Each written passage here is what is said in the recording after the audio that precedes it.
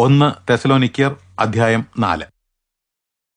ഒടുവിൽ സഹോദരരെ, നിങ്ങൾ ദൈവത്തെ പ്രസാദിപ്പിക്കുവാൻ തക്കവണ്ണം ജീവിക്കേണ്ടത് എങ്ങനെയെന്ന് ഞങ്ങളിൽ നിന്ന് പഠിച്ചിരുന്നതുപോലെ ഇപ്പോൾ ജീവിച്ചു പോരുന്നുവല്ലോ. അതിൽ നിങ്ങൾ അധികം വർദ്ധിച്ചു വരണമെന്ന് ഞങ്ങൾ നിങ്ങളോട് അപേക്ഷിക്കുകയും പ്രബോധിപ്പിക്കുകയും ചെയ്യുന്നു.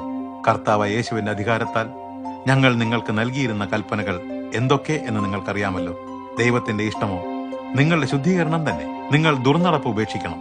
നിങ്ങളിൽ ഓരോരുത്തരും ദൈവത്തെ അറിഞ്ഞിട്ടില്ലാത്ത അന്യജാതിക്കാരെ പോലെ കാമാസക്തിയിലല്ല, വിശുദ്ധിയിലും മാനത്തിലും താന്റെ പാത്രത്തെ നേടിക്കൊള്ളണം.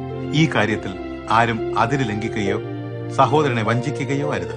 ഞങ്ങൾ നിങ്ങൾക്ക് ഗൗരവപൂർവ്വം താക്കീത് തന്നിട്ടുള്ളതുപോലെ ഈ കാര്യങ്ങളിലെല്ലാം പ്രതികാരം നടത്തുന്നത് കർത്താവാണ്. ദൈവം നമ്മെ അശുദ്ധിക്കല്ല, വിശുദ്ധിക്കത്രേ വിളിച്ചിരിക്കുന്നത്. അതുകൊണ്ട് ഈ പ്രബോധനം നിരസിക്കുന്നവൻ മനുഷ്യനെയല്ല, തന്റെ പരിശുദ്ധാത്മാവിനെ നിങ്ങൾക്ക് നൽകുന്ന ദൈവത്തെ തന്നെ നിരസിക്കുന്നു.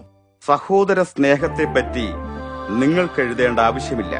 അന്യോന്യം സ്നേഹിക്കുവാൻ ദൈവം തന്നെ നിങ്ങളെ പഠിപ്പിച്ചിരിക്കുന്നു.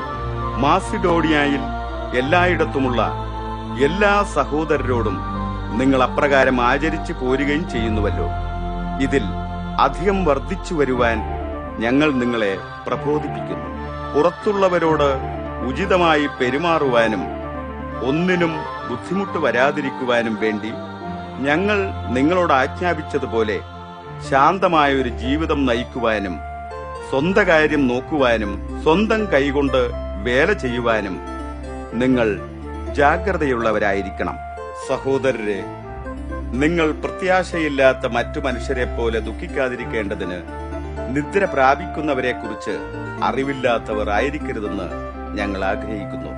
യേശു മരിക്കുകയും ഉയർത്തെഴുന്നേൽക്കുകയും ചെയ്തുവെന്ന് നാം വിശ്വസിക്കുന്നുവെങ്കിൽ യേശുവിൽ നിദ്ര പ്രാപിച്ചവരെയും ദൈവം അവിടത്തോടൊപ്പം മടക്കി വരുത്തും.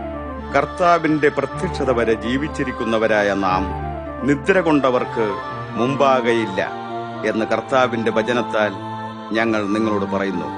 കർത്താവ് താൻ ഗംഭീരനാദത്തോടും പ്രധാന ദൂതന്റെ ശബ്ദത്തോടും ദൈവത്തിന്റെ കാഹളധ്വനിയോടും കൂടെ സ്വർഗത്തിൽ നിന്ന് ഇറങ്ങി വരികയും ക്രിസ്തുവിൽ മരിച്ചവർ ആദ്യം ഉയർത്തെഴുന്നേൽക്കുകയും ചെയ്യും. അതിനുശേഷം ജീവനോടെ ശേഷിക്കുന്നവരായ നാം അവരോടൊപ്പം ആകാശത്തിൽ കർത്താവിനെ എതിരേൽക്കുവാൻ മേഘങ്ങളിൽ എടുക്കപ്പെടും. ഇങ്ങനെ നാം എന്നേക്കും കർത്താവിനോടുകൂടെ വസിക്കും. അതുകൊണ്ട് ഈ വചനങ്ങളാൽ അന്യോന്യം ആശ്വസിച്ചുകൊള്ളുവിൻ.